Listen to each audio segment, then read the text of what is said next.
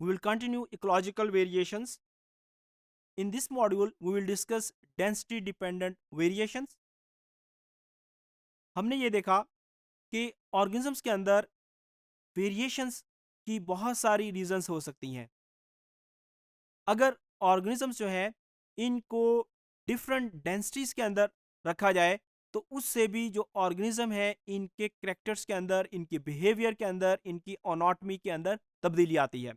For example लोकर्स जो कि insects हैं और ये हमारी जो एग्रीकल्चर क्रॉप्स है उसको बहुत ज़्यादा नुकसान पहुंचाते हैं. ये देखा गया है कि अगर लोकर्स को क्राउडेड कंडीशंस के अंदर रेयर करवाया जाए तो फिर ये ग्रीगेरियस फेस के अंदर जो है कन्वर्ट हो जाते हैं और ये जो फेस है ये बहुत ज़्यादा डिस्ट्रक्टिव फेस है. इसी तरीके से अगर इनको लेस क्राउडेड कंडीशंस के अंदर ग्रो करवाया जाए, रेयर करवाया जाए तो फिर ये ट्रांजिशनल फेस के अंदर कन्वर्ट हो जाते हैं. इसी तरीके से अगर इनको इंडिविजुअली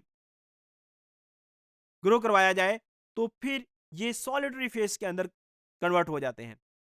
अब ये जो तीन डिफरेंट फेजेस हैं इनको अगर हम कंपेयर करें तो इन तीनों फेजेस के अंदर वाज़े तौर पर इनकी ओनोटमी, इनका कलर और इसका जो बिहेवियर है उसमें वाज़े तौर पर फर्क नजर आ रहा होता है.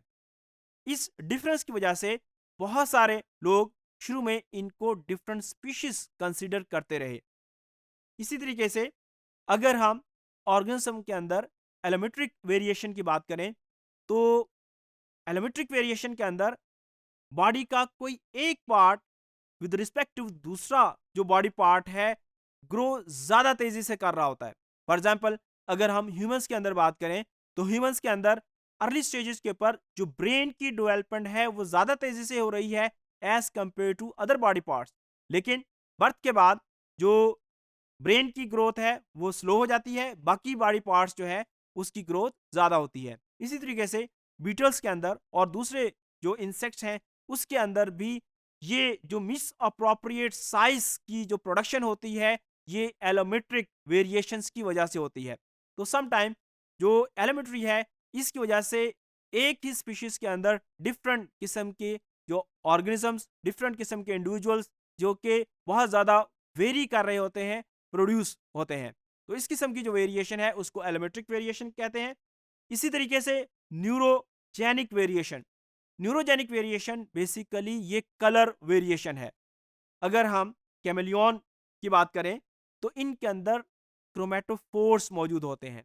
इन क्रोमेटोफोर्स की मदद से ये अपनी बॉडी के अंदर जो कलर है उसके अंदर चेंज ला सकते हैं. अब कैमेलियन की जो बॉडी है इसके अंदर जो क्रोमेटोफोर्स हैं ये 3 लेयर्स के अंदर मौजूद हैं.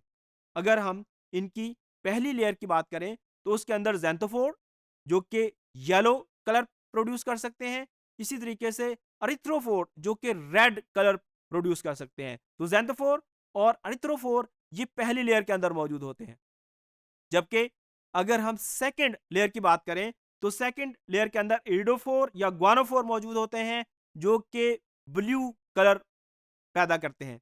इसी तरीके से अगर हम थर्ड लेयर की बात करें तो उनके अंदर मिलेनोफोर मौजूद होते हैं जिसकी मदद से ये डार्क कलर प्रोड्यूस कर सकते हैं. ये थर्ड लेयर के अंदर मौजूद होता है. तो कैमेलियन इन क्रोमेटोफोर की मदद से अपनी बॉडी के अंदर डिफरेंट किस्म के कलर्स प्रोड्यूस कर सकते हैं और ये जो कलर हैं इनके डिफरेंट कॉम्बिनेशंस भी बन सकते हैं.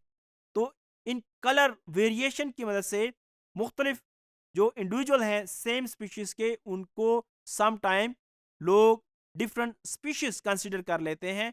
लेकिन ये बेसिकली डिफरेंट स्पीशीज नहीं है बल्कि ये इकोलॉजिकल वेरिएशंस हैं जो कि इनके अंदर क्रोमेटोफोर्स के होने की वजह से आती हैं.